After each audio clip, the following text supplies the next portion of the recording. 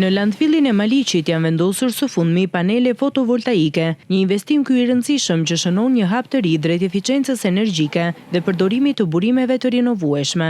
Administratori Eri Jonuslari tha se projekti ka ulur ndjeshëm kostot e konsumit të energjisë elektrike në këtë impiant të rëndësishëm të menaxhimit të mbetjeve.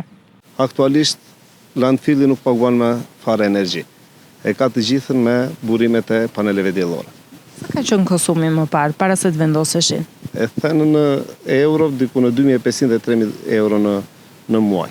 Dhe aktualisht jemi zero. Në 3 faturat e fundit ka qenë zero llogari.